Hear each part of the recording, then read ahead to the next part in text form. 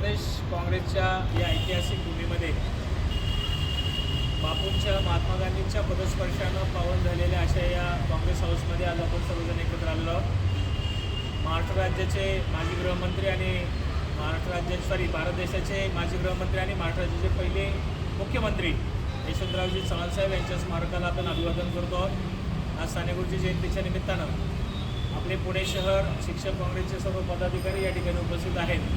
आज यशवंतराव चव्हाण साहेबांना या ठिकाणी त्यांचं स्मरण करून त्यांच्या विचारांचं स्मरण करून आपण भारतीय संविधानाचे शिल्पकार डॉक्टर बाबासाहेब आंबेडकर यांना आज ज्या पद्धतीनं भारताच्या गृहमंत्र्यांनी संसदेमध्ये ज्या पद्धतीनं त्यांच्या संदर्भामध्ये वक्तव्य केलं, आंबेडकर हा जप त्या ठिकाणी म्हणलात तर खऱ्या अर्थानं आपण जर भगवंताचं नाव घेतलं तर स्वर्ग प्राप्त होईल।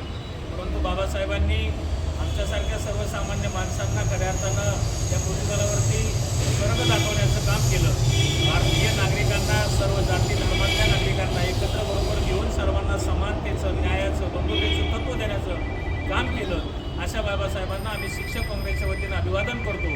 आज या ठिकाणी बाबासाहेबांच्या विचारांची पुनश्चिंता भारताला गरज आहे। नवे संघ प्रवृत्तीच्या लोकांना त्याची अजून जास्त गरज आहे असं या निमित्तानं निश्चितच म्हणावंसं वाटतं। कारण येणारा दिवस, येणारा काळ हा निश्चितच हिंदू बचावसाठीचा नाही आहे, तर मानवतेला मानवतेकडे घेऊन जाऊन माणूसपणाची जपणूक करणारा आणि साने गुरुजींच्या विचारांना पुढे घेऊन जाणारा, बाबासाहेबांच्या विचारांना पुढे घेऊन जाणारा, महात्मा ज्योतिराव फुलेंच्या विचारांना पुढे घेऊन जाणारा, सावित्रीबाईंच्या विचारांना पुढे घेऊन जाणारा अशा स्वरूपातला हा काळ आहे।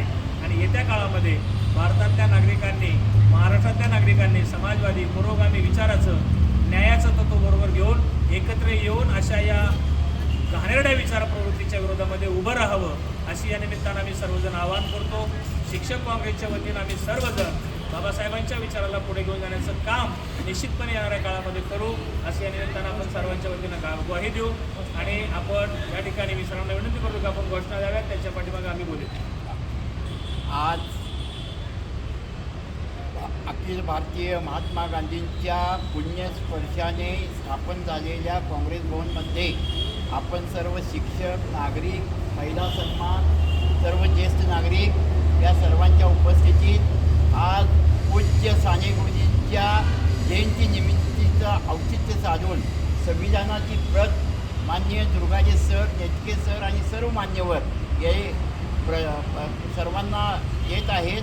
आणि त्या संविधानाची प्रत हे सर्व कार्यक्रमातली कोणताही भेटवस्तू देण्यापेक्षा संविधानाची प्रत द्या हा दुर्गाजी सरांनी हा जे उपक्रम केलेला आहे तो योग्य स्तुत्य आणि डॉक्टर बाबासाहेब आंबेडकरांच्या जे त्यांनी या आयुष्यभर त्यांनी हे केलेलं आहे की शेवटचा माणूस जोपर्यंत हे होत नाही तोपर्यंत त्यांनी राज्यघटनाचा खऱ्या अर्थानं साफल्य होत नाही असंही त्यात म्हटलेलं आहे। त्या दृष्टीनं अनुसरून आपण सर्वांनी बाबासाहेब आंबेडकरांच्या या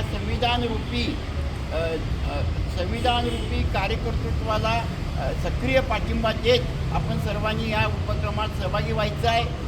आणि सर्वांनी हा कार्यक्रम आयोजित केला आहे, त्याबद्दल कार्यक्रम आयोजित करणाऱ्यांचं जय संविधान, जय संविधान, जय संविधान।